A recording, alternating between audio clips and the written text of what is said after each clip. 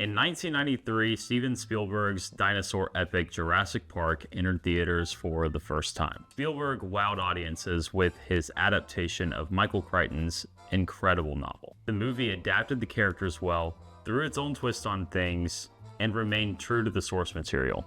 It would go on to herald two sequels, one in 1997, the other in 2001, and the story would continue 14 years later with the entry of Jurassic World in 2015.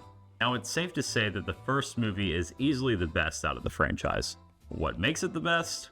Well, we've gone over it on this channel before, but I think that it really comes down to, at the core, good story. Not just good story, but compelling story, good actors, good casting, and good dialogue, as well as practical dinosaurs, a good use of CGI to cover the cracks that some of the practical effects can't achieve, and ultimately just a tight narrative that delivers in every single possible way that you would want it to deliver based on the novel. So the first Jurassic Park movie is written by David Koepp, Michael Crichton, and Steven Spielberg. It was also directed by Steven Spielberg. The Lost World Jurassic Park was also written by David Koepp, Michael Crichton, and directed by Steven Spielberg. Spielberg is actually not credited as a writer for The Lost World.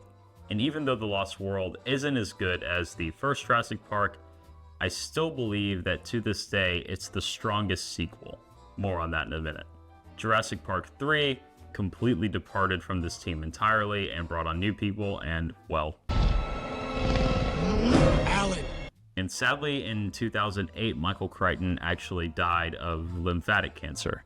I was actually very sad to learn this. I didn't know that until I was putting this video together, so I'm sad about that. But I think that his work speaks for itself. It's easily spearheaded one of the largest movie blockbuster franchises of all time, and it's really cool. All right, now Jurassic World was directed by Colin Trevorrow, who is also listed as a writer along Rick Jaffa, Amanda Silver, and Derek Conley. Jurassic World Fallen Kingdom was written by Trevorrow and Conley and directed by J.A. Bayona. And finally, Jurassic World Dominion was directed by Trevorrow, written by Trevorrow, alongside Emily Carmichael and Derek Connolly. Now, Jurassic World Dominion actually did cross $1 billion at the box office. Somehow. I'm not quite sure how. I don't know why. I don't know the logic that gets it there. I don't think that it really follows logic. I guess it's more just finances and money, and people want to see dinosaurs on a gigantic movie screen. But the reactions critically were mixed. So the tomato score, which is, we all know, kind of nonsense, right? But it's still a gauge nonetheless. And I think it's at least a quasi-fair gauge on some things. So this movie critically sits at a 29% on Rotten Tomatoes, and the audience score is at 77%. I remember the first time that I saw Dominion, I left the theater pretty upset. I was pretty mad at what I had just seen. I didn't understand, spoilers, how there was a Jurassic Park movie that was about giant grasshoppers and Tim Cook is the bad guy. The second time I saw it, I knew that it was bad, so I had some inkling of, okay, I know what this is going to be. I'm going to try and enjoy it more this time. I'm going to try and just look at creature design and, enjoy the fact that Jeff Goldblum is back in a Jurassic Park movie and just kind of go with it from there. And I had a better time the second time watching it.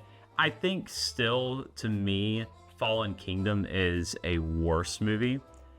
Dominion is bad, but still fun, kind of.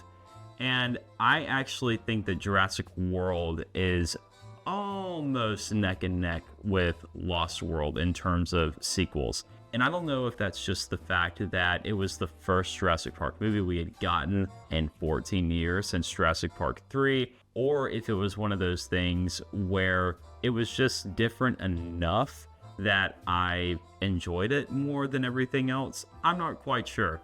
Jurassic Park 3 is a fun watch. I remember watching it at the house and enjoying it. I remember the Velociraptor talking. I remember loving the Spinosaurus. animatronic and all the things that went with that, really, really cool stuff. I think it's solid enough, enjoyable enough, I would say. But there is something to that first Jurassic Park movie. That's undeniable across the board. It has and will continue to go down in film history as one of the tentpole films that sort of changed the way that cinema is done. It's one of those movies that I harken back to often because it's a masterclass in how to do things well across the board. And I think that Spielberg in that day was just on top of the world. I think that coming off of something like Jaws, a fair amount earlier in his career, to Jurassic Park, there are things that he perfected and learned from Jaws that he was able to execute better with Jurassic Park. I appreciate that about that movie. It still holds up even in 2024. Every time you watch it, it's undeniable. It's just a great movie. So not long ago, a few weeks ago, a month ago, I don't remember how long ago it was, but we got the announcement that there's going to be a new Jurassic Park movie, Jurassic World movie, whatever. I think right now they've got on IMDb this poster that's like Jurassic World, and it's got like 4 slash marks a la the Jurassic Park 3 formula, but I don't really think that it's going to be Jurassic World 4. From what I've read and the little digging that I've done about the movie, it does seem that this is going to be a departure from the narrative that we've been following, and we're going to lean into maybe some new stories, and that's a good thing. There are plenty of new stories to be told with Jurassic Park and with dinosaurs and with Michael Crichton's characters. I'm excited to get into that a little bit. If you guys aren't aware, there is an animated show on Netflix called Jurassic World Camp Cretaceous, and it's absolutely worth your time and worth watching.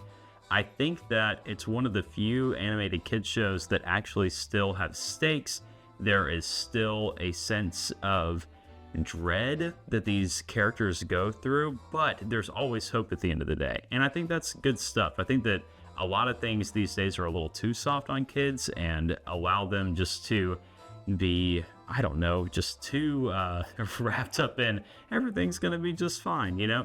I like that there's a little bit of suspense in that show and that it gets a little grim sometimes. You know, people do die, people do get eaten off screen. It's an animated kids show, but I think that it's something worth noting because it follows characters that are not legacy characters. In fact, outside of maybe the mention of Dr. Wu, I don't think that there are any legacy characters in Camp Cretaceous at all, which is neat. And I think it's an interesting angle to take because it proves that the characters are what make the story so good, right? The dinosaurs are there to supplement. They're there to drive the story forward. But if we have no one to care about, then what good is it, right? So the new movie is bringing back David Koepp as a writer. And that's really cool because this man was able to work with Michael Crichton on those first 2 movies originally, and I feel has a good understanding of what that world should be, what it should look like, and how the films should be executed. So it's cool to see that they're bringing him back. Steven Spielberg is on board as an executive producer. I hope that that role gets broadened a little bit more so that maybe he can be a little more directly involved. After the franchise has been dragged out the way that it has, maybe he's just not there anymore to participate in the same way that he was able to on those first 2 movies. I don't know. You know, guys, it's going to be interesting to see how this one shakes out. There's still no director attached. So initially they had tried to get David Leitch, who has done Bullet Train and John Wick. That apparently fell through, and now they're working on getting Gareth Edwards, which is really cool, right? Gareth Edwards did The Creator last year, which if you guys want to know my thoughts about that, I have a whole video about it. Go check it out. And there is something to the tact that he has when it comes to filmmaking, the guerrilla style that he used on The Creator specifically. Will they let him do that for a Jurassic Park movie? Probably not. They probably are going to shoot Jurassic Park on FX3s, but you know, they might, or he could at least approach it in a similar fashion maybe. And I think that it could use a touch like Edwards. We're in dire need of a return to form. If you've ever read Michael Crichton's novel, Jurassic Park, you know that there is a sense of dread, a sense of palpable fear, anxiety, and terror that the first movie does a decent job exemplifying. Not quite to the degree that the book does, and I think maybe that's where they can take things moving forward to reinvigorate the franchise, get more people hooked, and sort of get rid of the bubblegum blockbuster formula that we've been doing with these movies.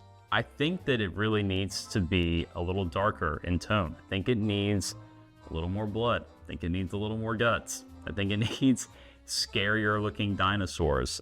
I think maybe the dinosaurs should sound closer to how scientists think that they sound now. There's an excellent little clip of what scientists think T-Rex may have sounded like, and if you hear it, it is numbing. It's just otherworldly, you know, and quite literally, they're not alive today, so it's otherworldly. But I'm gonna play it for you guys just so you can hear it.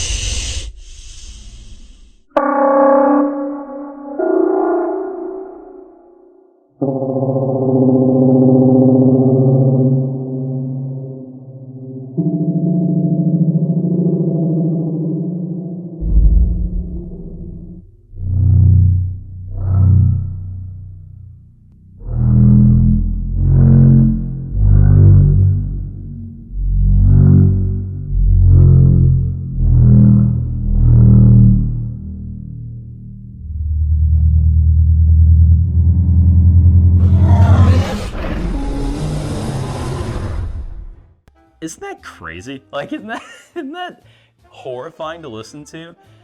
I don't know. I think that there's a lot that they could do with that versus just like, you know, the dinosaurs making, you know, very classic Jurassic Park dinosaur noises. I think maybe a blend of that would be good to pay homage, but still do something different.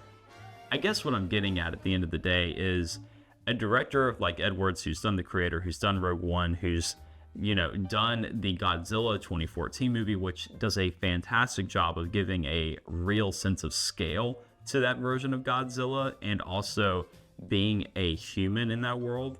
I think that it would be in good hands. Whether or not he actually ends up getting tacked on as the director, that remains to be seen.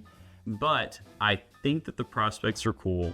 I think that the Jurassic World franchise, the Jurassic Park franchise, has a lot to offer still, and I think that they really haven't even scratched the surface. So here's to hoping that Universal actually does this well, that they hire the right people, that they take some risks, and that it all pays off for fans and for the studio alike. But if you like this video, please like, comment, subscribe. All those sorts of things help out a ton.